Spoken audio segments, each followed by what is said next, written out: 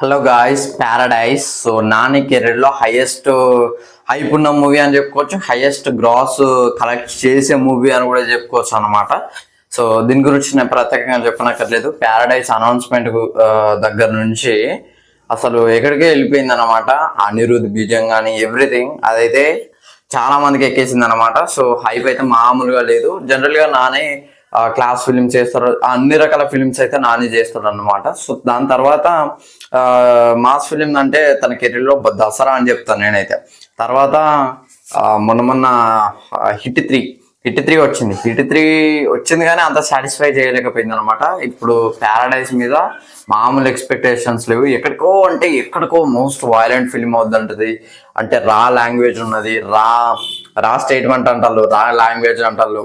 ఇంకేం చూపిస్తారు అంటే మొత్తం పచ్చి బూతులు ఉంటాయి, పచ్చిగా నరకుడు అంత. డెఫినెట్లీ ఏ సర్టిఫికేట్ మూవీ అని చెప్పుకోవచ్చు. అంటే అంత కల్ట్ మూవీ. సో దాని తర్వాత బీజం గురించి మాట్లాడాలి. అనిరుద్ అయితే లిటరల్లీ ప్రాణం పెట్టాడు, ఏం కొట్టాడు అసలు. నిజంగా ఆ బీజం విన్నప్పుడు అయితే మైండ్లోకి వెళ్ళిపోతే పోదలేదు. ఇప్పటికి ఏదైనా మాస్ బీజం పెట్టాలన్నా కూడా ఆ బీజం బ్యాక్గ్రౌండ్ వేసి దానికైతే ఎడిట్ చేస్తూ ఉంటారు అనమాట. అండ్ ఇంకోటి ఏంటంటే శ్రీకాంత్ వదిల. సో తనైతే ఏదో కుకింగ్ చేస్తాడు, దాని గురించి ముందు మాట్లాడదా. ఇక నేను చెప్పదలుచుకున్నది ఏం లేదు, ఆల్రెడీ మీ అందరికీ తెలిసే ఉంటది తమిళ చూసి వచ్చిన వాళ్ళకైతే. సో నిన్ననైతే ఒక అనౌన్స్మెంట్ ఇచ్చారు, ఒకటి ఉంటుంది అని చెప్పేసి. ఎప్పటి నుంచో ఒక రూమర్ అయితే వస్తుంది. మంచు మోహన్ బాబు ఎవరో తెలియని వారు అయితే ఎవరు ఉండారనమాట. సో ఆయన అయితే ఈ మూవీలో విలన్ గా చేస్తున్నారని చెప్పేసి ఎప్పటి నుంచో రూమర్ వచ్చింది. అదైతే ఇవాళ నిజమైపోయింది అనమాట. దానికి సంబంధించిన పోస్టర్ రిలీజ్ చేశారు. మ్యాడ్ మాస్ ఉందన్నమాట పోస్టర్ అయితే. సో నిజంగా చెప్తున్నా, ఆయన గన్స్, ఆయన వెనుక గన్స్, ఆయన చేరు, అండ్ ఆయన కత్తి మీద చేతి పెట్టడం, అండ్ ఆయన చేతులకు రక్తం ఉండడం. సో ఇవన్నీ చాలా బాగా చూపెట్టారు. ఆయన కళ్ళ జోడు, ఆ స్వాగు, ఆ చేతిలో బీడి. సో అయితే వేరే లెవెల్ అనిపించింది. సుట్టా అంటారు కావచ్చు, బీడి అన్నారు, సుట్టా. సో అది నాకైతే బాగా నచ్చింది. అంటే ఎంత హీరోనే అంత మాస్ ఉంటే విలన్ ఇంకెంత మాస్ ఉండాలి. జనరల్ గా విలన్స్ స్ట్రాంగ్ ఉంటారు, అంటే స్ట్రాంగ్ ఉంటాడు. మనకి దసరాలో చూసుకున్న విలన్ చాలా స్ట్రాంగ్ ఉంటాడు హీరో కంటే కూడా. బట్ ఈ మూవీలో ఇంకా వేరే ఉంటుందట. అంటే నాని గారు చెప్పిన ప్రకారం ఏంటంటే 10 minutes గూస్ బంప్స్ ఉంటాయి, అది ఇది అని చెప్పి, ఎలివేషన్స్ ఉంటాయి అని చెప్పేసి చెప్పిండు అనమాట. సో అది కూడా ఉంటది కావచ్చు. అండ్ ఆయన నేమ్ వచ్చేసరికి షికంజా మాలిక్ అట. సో ఈ మూవీలో అంటే ముస్లిం నేమ్ అన్నమాట, one of the Muslim name అన్నమాట అదైతే. అంటే ఈ మూవీ హైదరాబాద్ లో నిజాం ఆ టైంలో జరిగే స్టోరీ అని నేను అనుకుంటున్నా.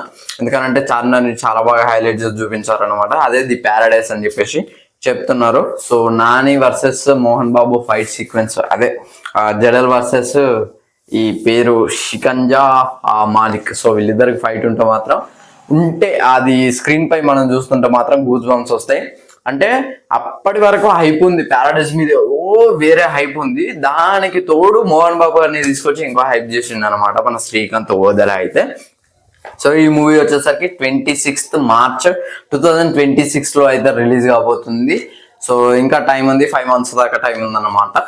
సో చెప్పాలంటే పెద్దికి కాంపిటీషన్ గా వస్తుంది. అంటే పెద్ది కూడా క్లాష్ అనమాట. Peddi versus Paradise maybe change చేసుకుంటే బెటర్ అని నా ఒపీనియన్. ఎందుకంటే రెండు పెద్ద మూవీస్ క్లాష్ వస్తే అది చాలా అంటే చాలా నష్టం.